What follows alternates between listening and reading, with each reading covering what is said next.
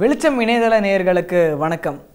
1000 கலைகள் நம்முடைய இந்த இந்திய நாட்டில் தோன்றினாலும் அதில் ஒரு சில கலைகள் மட்டும்தான் இங்கே இருக்குது.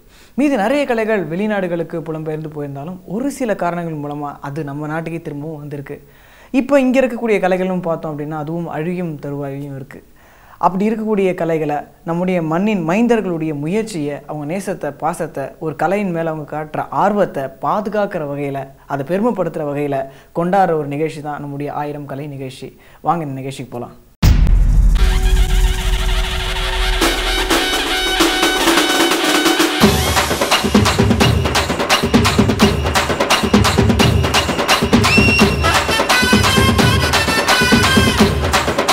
இன்றைக்கி 1000 கலை நிகழ்ச்சியில் நம்முடைய கிராமிய கலையான சிலம்பாட்டம் கலையை நம்ம பார்க்க போகிறோம். எந்த இடத்துல பார்க்க போகிறோம்னு கேட்குறீங்களா? போரூர் வட்டம் முகலிவாக்கம் அப்படிங்கிற இடத்துல தாங்க பார்க்க போகிறோம். பொதுவாக ஒரு கலையை ஆரம்பிக்கிறதுக்கு முன்னாடி அதுக்கு நிறைய மரியாதை கொடுக்கணும் அப்படின்னு சொல்லுவாங்க.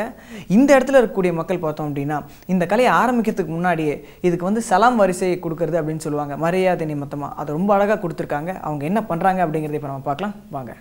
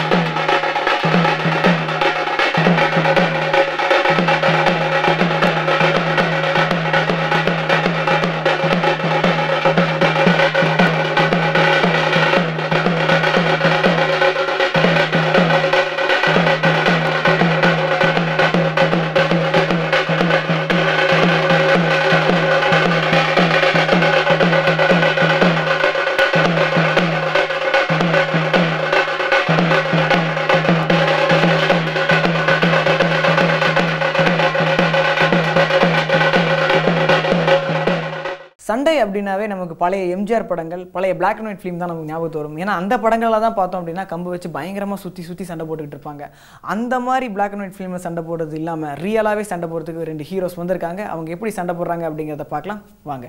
ஆட போகிறது வந்து சிலம்பாட்டம். இந்த சிலம்பாட்டத்தில் இது ஒரு வகையான கலை. இது ஒரு டிஃப்ரெண்ட்டாக இருக்கும். இந்த பாடம் பேர் வந்து 13 தட்டு. இதை செய்ய போகிறது வந்து முரளியும் தேவனும் இதை செய்ய போகிறாங்க.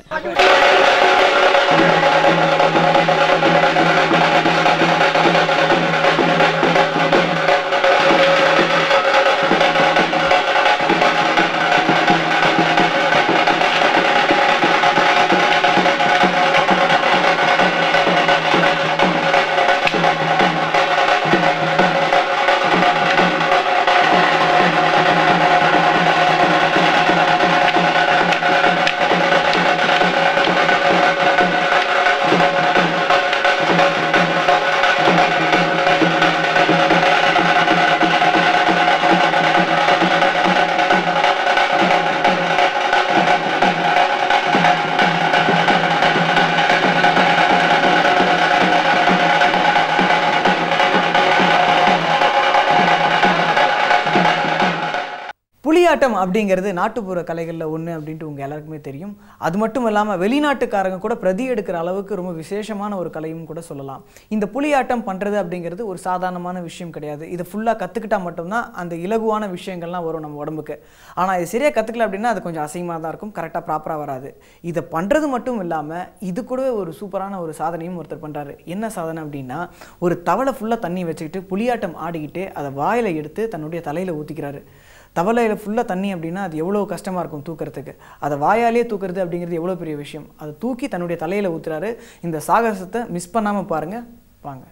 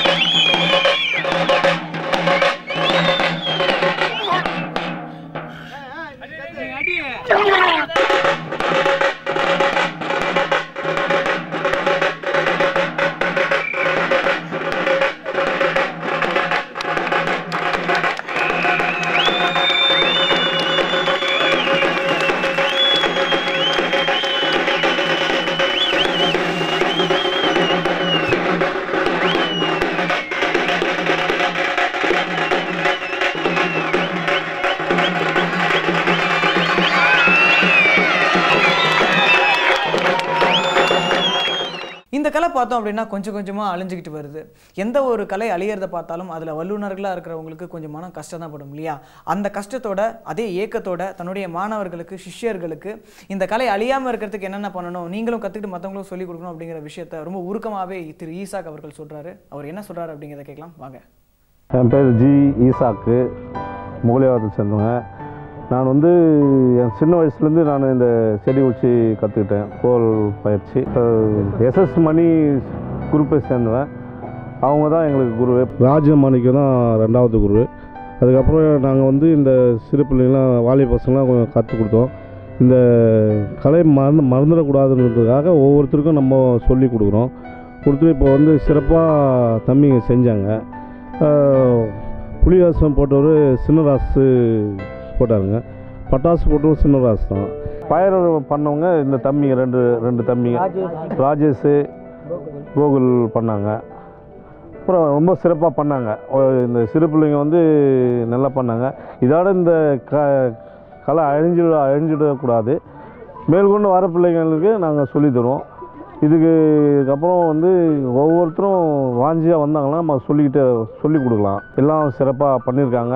பட்டாசு போட்டவங்க, புலிவாசம் ஆடுவாங்க, செடி குச்சி பண்ணுவாங்க, டியூப் லைட் சுற்றினாங்க, பசங்க நல்லா பண்ணாங்க. எங்கள் சிஷியங்க தான். இதுக்கப்புறம் இவங்க பலருக்கு சொல்லி கொடுத்துட்டு இருக்காங்க. மேற்கொண்டு எல்லாம் நல்லா சிறப்பாக பண்ணாங்க. சிலம்பாட்டம் ரொம்ப சிறப்பாக பண்ணாங்க. மேற்கொண்டு சிறப்பாக பண்ணுவோம். இந்த முகலிவாக்கத்துலேருந்து இருக்க ஒரு வாலிபரும் நல்லா பண்ணி கொடுத்தாங்க, நல்லா பண்ணுவாங்க. இந்த கலையை கற்றுக் கொடுத்தோம், நல்லா பண்ணாங்க. இவங்க மேலும் மேலும் நல்லா நல்லா செஞ்சாங்க. எனக்கு ரொம்ப சந்தோஷமாக இருக்குது. இந்த கலை வெளி உலகத்துக்கு நல்லா மேலும் மேலும் சொல்லிக் கொடுக்கணும். இது ரொம்ப திருப்தியாகவும் இருக்குது, ரொம்ப சந்தோஷமாகவும் இருக்குது. இந்த வெளிச்சம் டிவிக்கு ரொம்ப நன்றி. சிலம்பத்தில் எத்தனையோ வகை இருக்குங்க. அதில் ஒரு வகை தான் கத்தி சாகசம். என்ன அந்த கத்தி சாகசம் அப்படின்னு கேட்குறீங்களா? பொதுவாக ஒரு சிலம்பம் ஆடும்போது என்ன பண்ணுவாங்க அப்படின்னா 2 கையிலையுமே கம்பை வச்சு சுற்றிக்கிட்டு இருப்பாங்க. இதில் கம்புக்கு பதில் கத்தியை வச்சு சுற்றுவாங்க. கம்புனா கூட ஓரளவுக்கு தப்பிச்சிக்கலாம், ஆனால் கத்தி அப்படின்னா உடம்புல கீறு போகிறதுக்கு நிறைய வாய்ப்பு இருக்குது. இதில் சிலம்பம் நல்லா தெரிஞ்சவங்க மட்டும்தான் இதில் சூப்பராக பண்ண முடியும். இந்த 2 கையில் கத்தியை வச்சுட்டு எப்படி சிலம்பம் மாறுறாங்க, அதாவது நம்மளுடைய இந்த கத்தி சாகசம் பண்ணுறாங்க அப்படிங்கிறத பார்க்கலாம் வாங்க.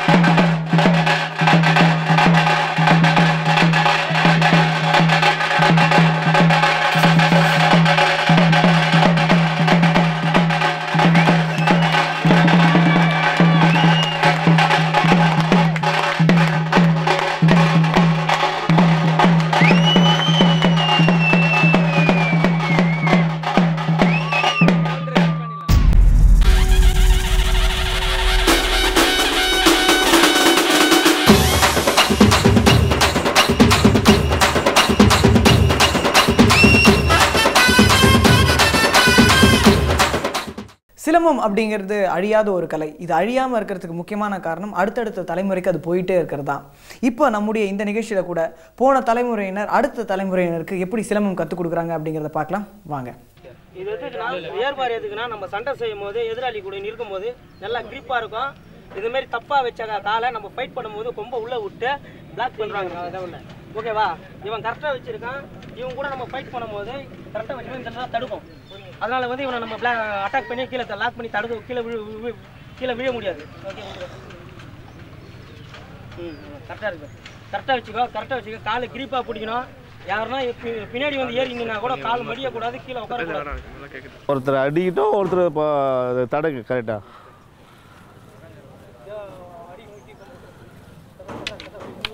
எப்படி அடிக்கணும் அது வேறு. ஒரு நிமிஷம் அப்படியே இப்படி இங்கே பார், இப்படி அப்படியே இப்படி காட்டு பார். அப்படியே இது அப்படியே ஓகே. நம்முடைய கலைகளில் பார்த்தோம் அப்படின்னா பல கலைகளில் நெருப்பு கூட சம்மந்தப்பட்டது தாங்க இருக்குது. இந்த நெருப்பு மையமாக வச்சு பல கலைகள் வந்திருக்கு. அதில் ஒரு சில கலை பார்த்தோம் அப்படின்னா இன்றைக்கும் அழியாமல் தான் இருக்குது. பொதுவாக நெருப்பு அப்படின்னா எல்லாருமே பயந்து ஒதுங்குவாங்க. ஆனால் இந்த இளைஞர் பார்த்தோம் அப்படின்னா அந்த பயத்தெல்லாம் உதிரி வச்சுட்டு ரொம்ப அழகாக இந்த பந்தத்தை சுற்றிருக்காரு. அவர் எப்படி சுற்றுறாரு அப்படிங்கிறத பார்க்கலாம் வாங்க.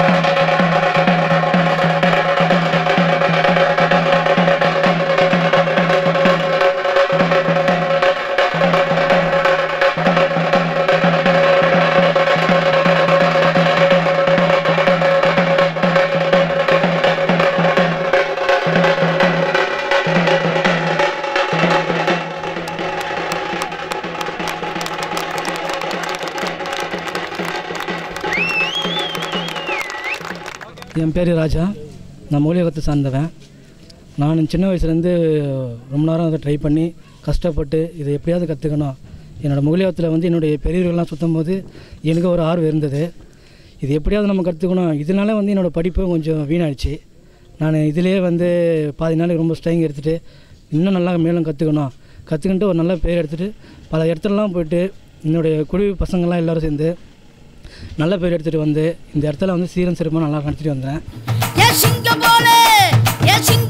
நடந்து வரான் செல்ல பெறாண்டி அவனை சீண்டியவன் தாங்க மாட்டான் உதையல்ல தாண்டி எத்தில்லா டாங்கு டாங்கு சும்மா திருப்பி போட்டு வாங்கு எத்தில்லா டாங்கு டாங்கு சும்மா திருப்பி போட்டு வாங்கு. 1000 கலைகள் நிகழ்ச்சியில் நம்ம பல கலைகளை பார்த்துக்கிட்டு இருக்கோம். அதில் அடுத்து நம்ம பார்க்க போகிற கலை ஒரு வித்தியாசமான கலை, விசித்திரமான கலை, அற்புதமான கலை, பிரம்மாண்டமான கலை அப்படின்னு சொல்லிகிட்டே போகலாம். என்ன கலை அப்படின்னு கேட்குறீங்களா? ஒரு தராசு தட்டை எடுத்துக்கங்க, 2 சைடுமே அதை கட்டிங்க உங்களோட கையில். அதுக்கு நடுவில் முட்டியை வச்சுட்டு உங்களை சுற்ற சொன்னால் நீங்கள் சுற்றுவீங்களா? என்னடா கேட்கறதுக்கு வித்தியாசமாக இருக்குது, புதுசாக இருக்குன்னு பிரமிக்க மாட்டீங்க. அதை நம்மளோட நிகழ்ச்சியில் பண்ண போகிறார் ஒருத்தர். அவர் எப்படி பண்ணுறாரு அப்படிங்கிறத பார்க்கலாம் வாங்க.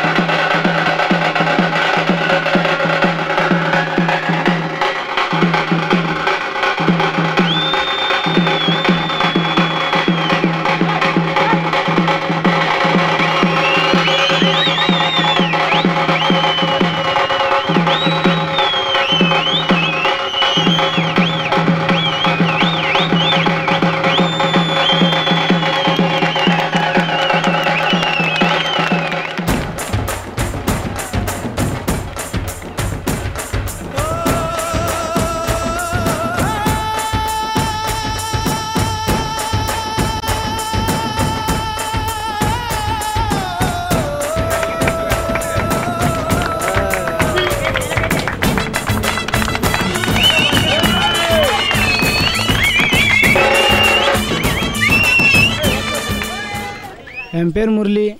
நான் முகலாயத்தை சேர்ந்தவன். பிஎஸ்சி கம்ப்யூட்டர் சயின்ஸ் படிக்கிறேன்.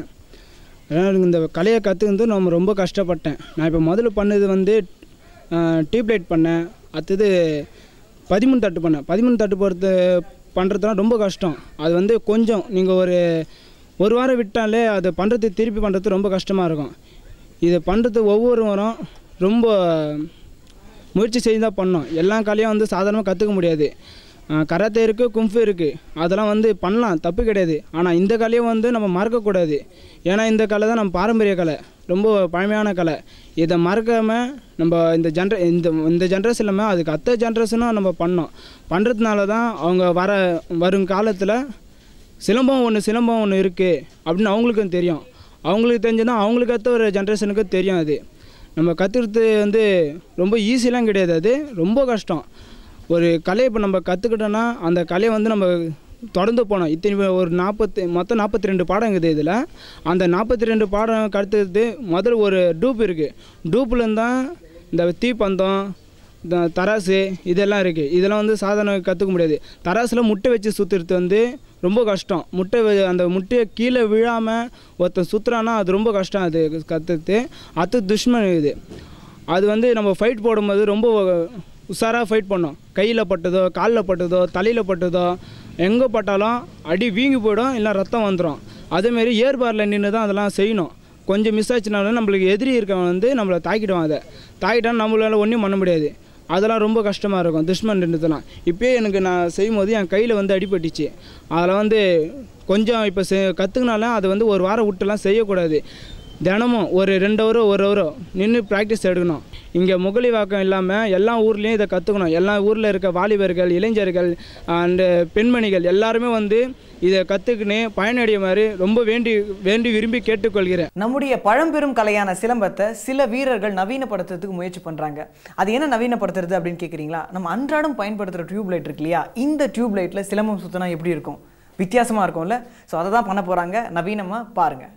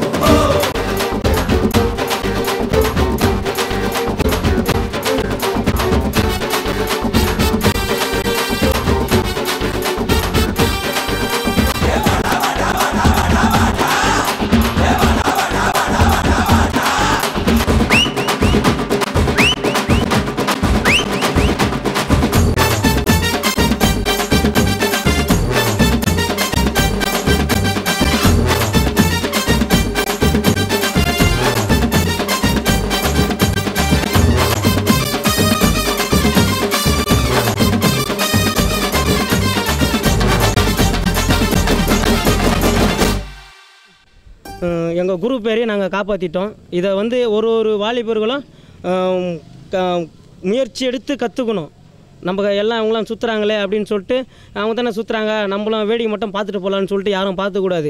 ஏன்னா சுற்றித்தாங்க மாஸ்டர் எனக்கு கற்றுக் கொடுங்க, நானும் வந்து செய்கிறேன்னு சொல்லிட்டு எல்லோரும் வாலிபரும் கேட்டு எல்லோரும் முகலிவாரத்தில் எல்லாருமே சிலம்பாட்டத்தில் பயிற்சி பெற்று பெரிய ஒரு ஆளாகணும். உலகெங்கும் வெளிநாடெல்லாம் நம்ம சிலம்பாட்டம் பரவி இருக்கணும். தமிழர்களின் வீர விளையாட்டுனா சிலம்பு ஆட்டம் தான். முதல்ல ஆதி காலத்துலேருந்து கராத்தா கும்ஃபுலாம் வந்து சிலம்பாட்டத்துலேருந்து தான் கராத்தாலாம் போயிடுச்சு. ஓகேவா? சிலம்பாட்டிலேருந்து தான் கராத்தாலாம் போயிடுச்சு. எல்லா வாலிபர்களும் சிலம்பாட்டத்தை கற்றுக்கணும். எனக்கு கற்றுக் கொடுத்த எங்கள் மாஸ்டருங்களுக்கும் எல்லா அண்ணனுங்களுக்கும் நான் நன்றியை தெரிவித்துக்கிறேன். இன்றைக்கி நம்ம கிராமிய கலையான சிலம்பாட்டம் அப்படிங்கிற ஒரு உன்னதமான கலையை பார்த்தோம். வீரம் நிறைந்த நம்முடைய நாட்டில் வந்த ரொம்ப அழகான கலை இந்த சிலம்பாட்டம் கலை. இந்த கலை நாளுக்கு நாள் வளரணும் அப்படிங்கிறது தான் நம்மளுடைய எல்லாருடைய எண்ணமாக இருக்குது. ஆனால் அதுக்கு நேர்மாறாக இது அழிஞ்சிக்கிட்டு இருக்குது அப்படின்னு தான் சொன்னோம். எப்படி நம்ம வந்து ஒரு ஓவியக்கலை, இசைக்கலை அப்படின்ட்டு ஒவ்வொரு கலையை நம்ம பிரித்து பார்க்குறோமோ, அதே மாதிரி வீரக்கலையான இந்த சிலம்பாட்டத்தையும் இன்றைய இளைஞர்களும் கற்றுக்கணும் அப்படிங்கிறது தான் இன்றைக்கி 1000 கலை நிகழ்ச்சி மூலமாக நம்ம உலகத்துக்கு சொல்ல வர விஷயம். மீண்டும் அடுத்த 1000 கலை நிகழ்ச்சியில் உங்களை சந்திக்கும் வரை உங்களிடமிருந்து விடைபெறுவது பிரவீன். நன்றி, வணக்கம்.